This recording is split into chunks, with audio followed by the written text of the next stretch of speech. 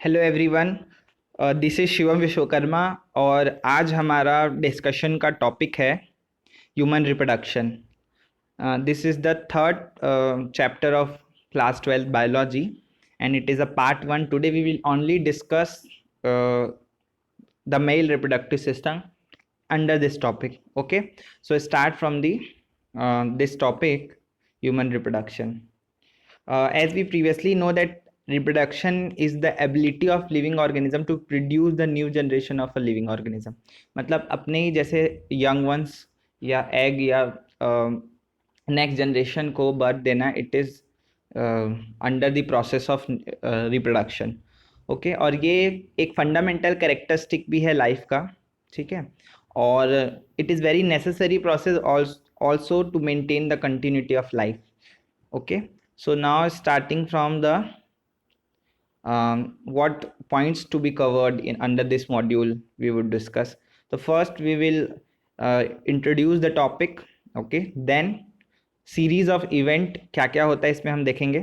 Then male reproductive system जिसके बारे में आज हम बात करने वाले हैं. देन उसके जो पार्ट्स हैं वो testis, accessory ducts, glands, external genitalia. इन इन पॉइंट्स के अंदर हम अपना पूरा टॉपिक को कवर करेंगे. So starting from the introduction, human reproduction का इंट्रोडक्शन. हमको पता है ह्यूमन बीइंग क्या है, एक मैमल है. Mammal it means they beer mammary gland and they bear hair on their bodies and also they give to directly fully develop young one except some mammal जैसे कुछ है डग बिल्ड प्लेटिपस है, एकिडिना है. ये जो भी ऐसे कुछ मैमल्स है जो एग लेइंग है, उनको छोड़ के, अगर एक्सेप्शन को छोड़ के देखें तो सारे मैमल्स के बॉडी पे हेयर्स होते हैं. सारे जो मैमल्स है वो एग नहीं देते हैं, वो directly develop fully develop young one देते हैं. एंड स्पेशल जो फीचर है मैमल्स का वो सबसे ज़्यादा ये है कि वो ब्रेस्ट फीडिंग करते हैं. देयर जो फीमेल मैमल होती है वो अपने बच्चों को नरिशमेंट देती है फ्रॉम देयर मिल्क. ओके, सो ये मैमल के बारे में कुछ कैरेक्टरिस्टिक फीचर है. And mammal also sexually reproducing. ठीक है, तो मैन भी जो है वो सेक्शुअली रिप्रोड्यूसिंग एनिमल है. देन विविपेरस होते हैं. Viviparous it means the feeding of young one through their milk. Okay, and now unisexual मतलब both sexual sexes are separate. दोनों सेक्स अलग अलग होते हैं, अलग अलग बॉडी में विजिबल एक कैरेक्टरिस्टिक दिखता है मेल एंड फीमेल में. ओके, और गैमेट्स प्रोड्यूस होते हैं. और गैमेट्स होते हैं जैसे स्पर्म मेल में प्रोड्यूस होता है और ओवम या ओवा जो है वो फीमेल में प्रोड्यूस होता है. ठीक है, तो इस तरीके से रिमार्केबल डिफरेंस क्या होता है between the sexes, that is sperm formation जो होता है मेल में वो इवन आफ्टर ओल्ड एज में भी कंटिन्यूस चलता रहता है. ठीक है, तो वो एंड्रोपोज वाली जो कंडीशन है वो बहुत कम उसमें होती है. मैक्सिममली जो है वो कंटिन्यूटी ऑफ एज तक के स्पर्म प्रोडक्शन चलता है. But in the females formation of ovum कीजेस in around the age of 50 year, that is situation is called menopause. After the मतलब कुछ थोड़े आगे के मॉड्यूल्स में हम जो टॉपिक डिस्कस करने वाले हैं उसमें ये कंडीशन जो मेनोपॉज है मैं इसको ब्रीफली डिस्क्राइब करूंगा. ठीक है, नाउ एक सीरीज ऑफ इवेंट होता है रिप्रोडक्शन ऑफ ह्यूमन बीइंग में. सो वो सीरीज ऑफ रिप्रोडक्शन में क्या क्या चीज़ें हैं स्टेप वाइज देख लेते हैं. फर्स्ट होता है गैमेटोजेनेसिस. गैमेटोजेनेसिस मतलब फॉर्मेशन ऑफ गैमेट्स होता है. ये सारे टॉपिक्स को हम फर्दरली डिस्क्राइब करेंगे. Okay, so gametogenesis that is formation of gametes. Insemination, then होता है फर्टिलाइजेशन, देन होता है इम्प्लांटेशन, देन होता है gestation, parturition and lactation. So these are the series of event which sequence wise takes place in human being, okay, for the reproduction process. So start from the gametogenesis. Gametogenesis क्या होता है? Gametogenesis is जैसे कि हमको पता है दो अलग अलग सेक्सेस हैं, that is male and female. तो मेल में जो स्पर्म प्रोड्यूस होता है उसके लिए जो प्रोसेस होती है उसको बोलते हैं स्पर्मेटोजेनेसिस. ठीक है, यानी कि उसका जो एंड प्रोडक्ट होता है वो स्पर्मेटोजोआ होते हैं। oogenesis होता है फीमेल्स में, जिसमें जो एंड प्रोडक्ट होता है उसका ओवम या ओवा उनके एंड प्रोडक्ट होते हैं, ठीक है। रिलेटिवली ऐसा देखा गया है, जो production of sperm is comparatively in a larger amount than the ova, क्योंकि मोस्टली वन ओवा प्रोड्यूस होता है और स्पर्म का जो नंबर रहता है वो मिलियंस में होता है, ठीक है। इसके पीछे भी स्पेसिफिक रीजंस है, बिकॉज जो है स्पर्म का लॉस बहुत ज़्यादा होता है into the female genetic tract before the fertilization, okay. So उनको वो बहुत लार्जर नंबर में प्रोड्यूस होते हैं, जैसा कि हमने बाकी एनिमल्स में भी देखा था, प्लांट्स में भी देखा था कि पॉलिनेशन के लिए पॉलिन ग्रेन्स बहुत सारे प्रोड्यूस होते हैं। रिलेटिवली नंबर ऑफ जो एग सेल होता है उससे ज़्यादा प्रोड्यूस होते हैं, okay.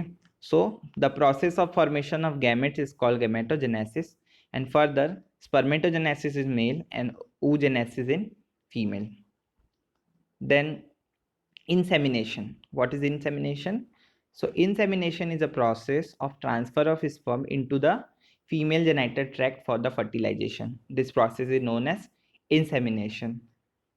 Next, fertilization. After the insemination, fusion of male and female gamete, that is sperm and ova respectively, that lead to the formation of zygote. Actually क्या होता है, जो स्पर्म है वो भी हैप्लॉइड न्यूक्लियस कैरी करता है, ओवा भी जो है हैप्लॉइड न्यूक्लियस कैरी करता है। हैप्लॉइड न्यूक्लियस मतलब आप ये समझ सकते हैं कि उन न्यूक्लियस के अंदर क्रोमोसोम का नंबर हाफ है, ठीक है। दोनों फ्यूज होके डिप्लॉइड न्यूक्लियस वाला जाइगोट बनाते हैं, ठीक है, जिससे फिर एक नया ऑर्गेनिज्म बनता है एम्ब्रियोनिक डेवलपमेंट के बाद, ओके। सो फिर जो प्रोसेस आती है उसको बोलते हैं इम्प्लांटेशन। आफ्टर दी फर्टिलाइजेशन जो एक ब्लास्टोसिल सिस्ट बन जाता है, वो जाके यूट्राइन वॉल पे वर्म, जिसमें जो यंग वन का डेवलपमेंट होता है, ठीक है, तो वहाँ की उस वॉल में जाके वो अटैच हो जाता है, ठीक है। और फिर फर्दर यहाँ पे आप देख सकते हैं कि कैसे कौन कितना जो है जाके वो उसमें अटैच हो जाता है और उसके बाद डेवलपमेंट शुरू हो जाता है, यूट्राइन डेवलपमेंट होता है। ब्लास्टोसिस कैसे अटैच होता है यहाँ से, फिर धीरे धीरे धीरे धीरे वो पूरा डेवलप होना वहाँ से शुरू हो जाता है in uterine cavity. So this is the attachment of blastocysts to the uterine wall. Now further gestation. Gestation जो होता है the period of development of a embryo inside the mother's womb. It is called the gestation.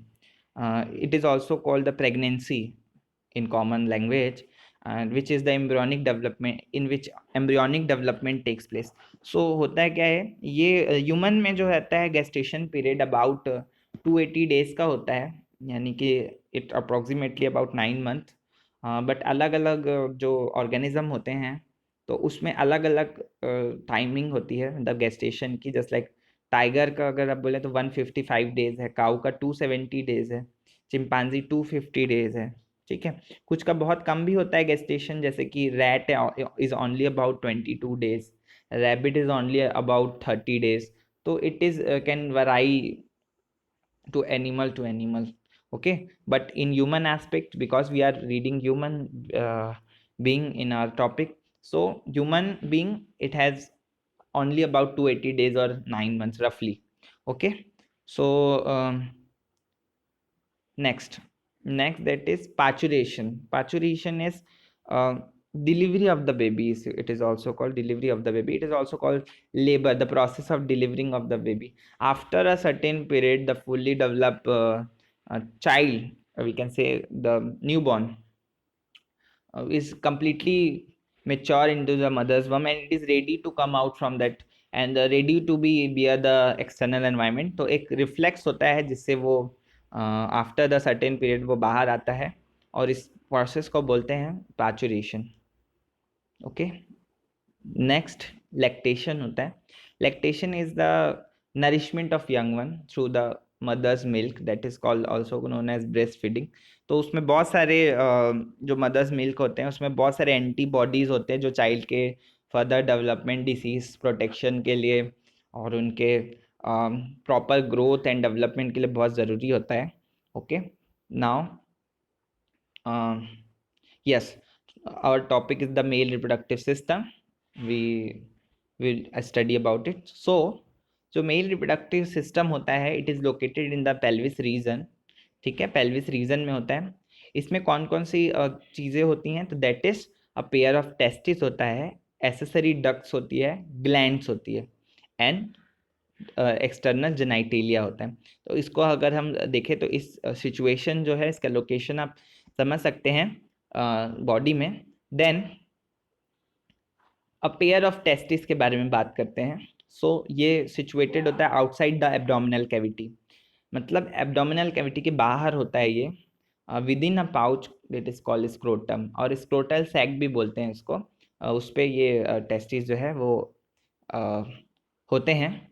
ठीक है, if you further zoom in to that, तो इस जो ये जो पाउच जो दिख रहा है, पाउच लाइक स्ट्रक्चर है, ये है स्क्रोटम, और इसके अंदर ये जो दो बॉल लाइक स्ट्रक्चर दिख रहे हैं, ये है testis. Okay,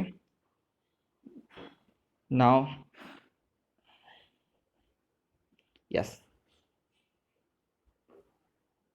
scrotum help in maintaining the low temperature of the testis, that is 2 से 2.5 degree centigrade lower than normal internal body temperature. अच्छा, टेस्टिस का अलग स्क्रोटल सैक में होने का रीज़न ये है कि जो एब्डोमिनल टेम्परेचर होता है, जब बॉडी का temperature, that is 37 degree centigrade, और अगर उसको फ़ारेनहाइट में अगर हम देखें तो 98.6 नॉर्मल बॉडी टेम्परेचर होता है. उस टेम्परेचर पे स्पर्म का जो डेवलपमेंट है या प्रोडक्शन है वो नहीं हो सकता. तो स्पर्म को रिलेटिवली 35 या उससे कम चाहिए होता है टेम्परेचर. तो उस टेम्परेचर को मेंटेन करने के लिए जो टेस्टिस है वो एब्डोमिनल कैविटी के बाहर होता है.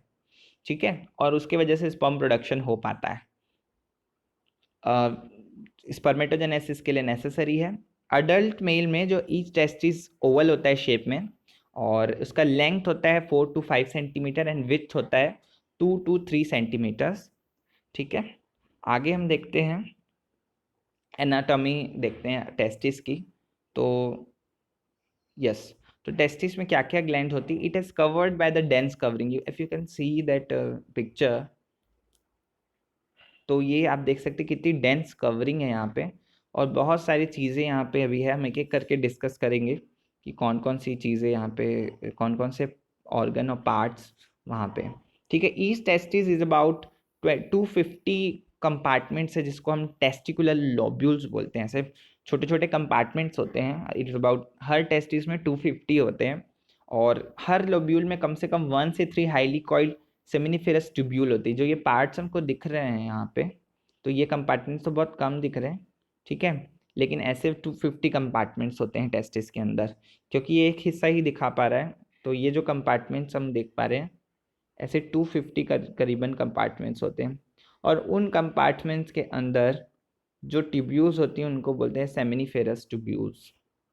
ठीक है, यस. उसी ट्यूब्यूल्स के अंदर जो है स्पर्म प्रोड्यूस होते हैं. ठीक है, प्रोडक्शन होता है स्पर्म का.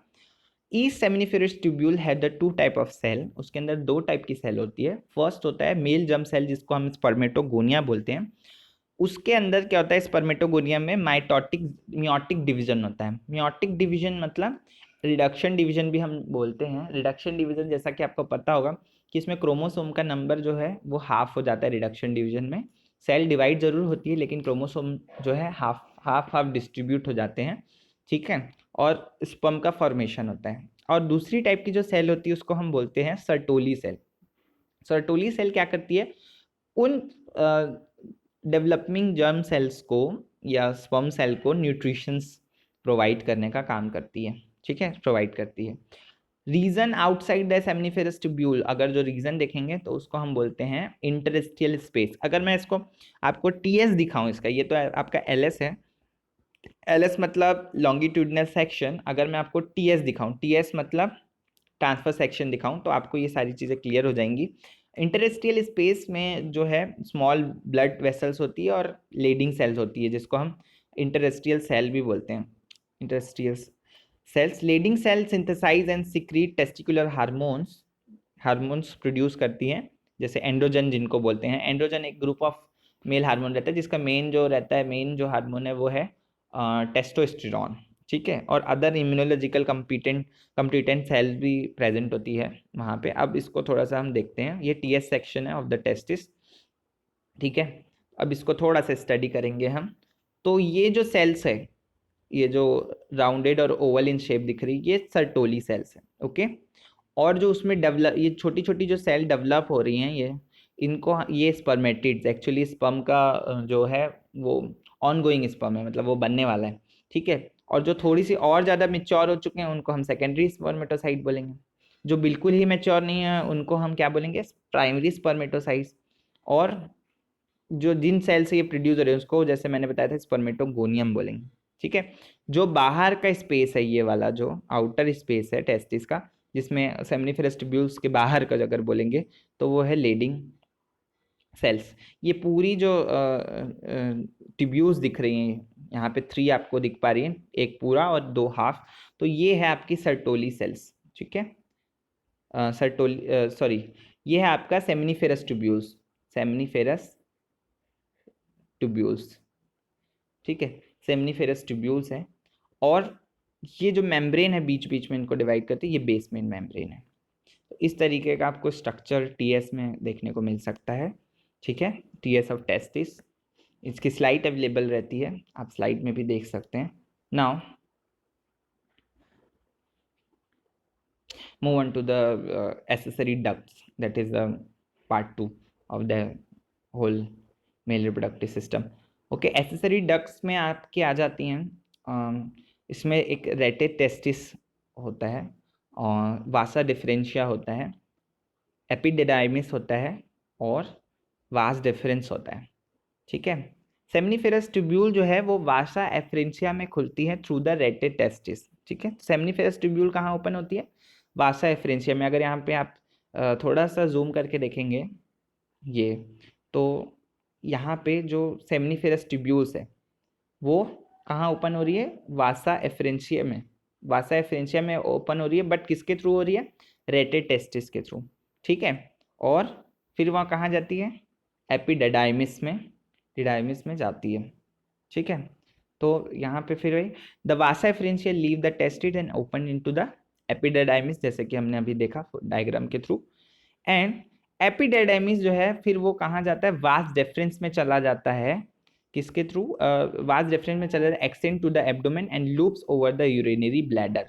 तो यहाँ से एपिडिडाइमिस होता हुआ यहाँ से वो वास डेफरेंस में चला जाता है, और लूप होता है एब्डोमेन में, ऊपर से लूप होता हुआ यूरिनरी ब्लैडर में चला जाता है, यूरिनरी ब्लैडर के ऊपर से वहाँ से कनेक्ट होता है, ठीक है।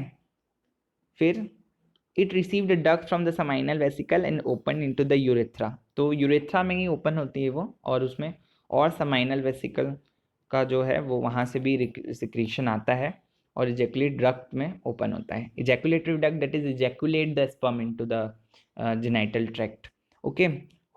That ducts store and transport the sperm to the testis, to the outside, to the urethra. Urethra is the urinary tubule, we can say. um, urethra originate from the urinary bladder and extend through the penis to its external opening called urethral meatus. तो यहाँ तक के वो जो sperm है उस तरीके से, तो स्पर्म का अगर पाथवे देखेंगे तो यहाँ पे प्रोड्यूस होता है, देन वो ऐसा होते हुए पूरा वास डिफरेंस से होता हुआ यहाँ से आउटर इन्वायरमेंट तक जाता है, ठीक है। इस तरीके से स्पर्म का जो पूरा ट्रांसपोर्ट होता है। नाउ ग्लैंड्स देख लेंगे, एसेसरी ग्लैंड्स। एसेसरी ग्लैंड्स में आ जाता है आपका, these include the pair of seminal vesicle, a prostate gland, a paired bulbourethral gland होता है, ठीक है। Secretion of these gland constitute the seminal plasma, एक समाइनल प्लाज्मा बनाती है जो स्पर्म को फ्लोट करने में हेल्प करता है और स्पर्म को नरिशमेंट भी देता है। तो समाइनल प्लाज्मा बनता है जिसमें फ्रक्टोज होता है, बहुत ज़्यादा कैल्शियम होता है, और कुछ एंजाइम्स भी होते हैं, ठीक है। तो यहाँ पे कुछ फैक्ट्स लिखे हुए हैं स्पर्म के बारे में। 30% of semen that is enzyme the activating prospermiogelin, ठीक है। 60% ऑफ स्पर्म सीमेन जो होता है फ्रक्टोज, विटामिन सी, प्रोस्टाग्लैंडिन्स और वाटर होता है उसमें, ठीक है। सिक्रीशन ऑफ बल्बोयूरेथ्रल ग्लैंड जो होते हैं, बल्बोयूरेथ्रल ग्लैंड जो रहते हैं वो लुब्रिकेशन में काम आते हैं फॉर एक्सटर्नल जेनाइटेलिया के, ठीक है। Now male external genitalia, it is the last part of the male reproductive system. It is also called the penis, made of the special spongy tissue का बना होता है जो उसको इरेक्शन में हेल्प करते हैं, ठीक है। ये आपका टीएस और एलएस आप देख सकते हैं फीमेल मेल एक्सटर्नल जेनाइटेलिया का, ठीक है. That tissue help in the erection of it and it is facilitate the insemination में काम आता है. That in large end of penis is called the glans penis बोलते हैं, which is recovered by the loose fold of skin is called the foreskin, ठीक है. तो अगर आप इसका टीएस देखेंगे तो इसमें डॉर्सल वेन्स भी है, arterial vein, because it is help in erection of it. And जो बाहर की जो लेयर होती है उसको बोलते हैं ट्यूनिका अल्बुजिनिया, ओके. एंड अंदर की जो लेयर्स होती है कॉर्पस कार्निवोसा, और बहुत सारी लेयर्स हैं, आर्टरीज भी है उसमें, ठीक है. और एक बीच में जो है सेप्टम होता है जो दो अलग अलग उसको सेपरेट करता है. एंड नीचे की तरफ यूरेथ्रा जो होती है. यूजली जब स्पर्म डिस्चार्ज के समय वो यूरेथ्रा जो है वो मतलब यूरिनरी जो ब्लैडर से आने वाला जो क्या बोलते हैं सिक्रीशन है वो बंद हो जाता है, और जो वासा डिफरेंशिया से होता हुआ वासा डिफरेंस से होता हुआ जो स्पर्म या सीमेन है वो यूरिनरी ब्लैडर से पास होता है, ठीक है. तो इस तरीके का कुछ ऑर्गेनाइजेशन होता है in the male reproductive system में, okay. Now thank you for watching this video, and I hope it has cleared your so much of doubts and understanding of the topic. So thank you for watching this once again, and make important notes from it.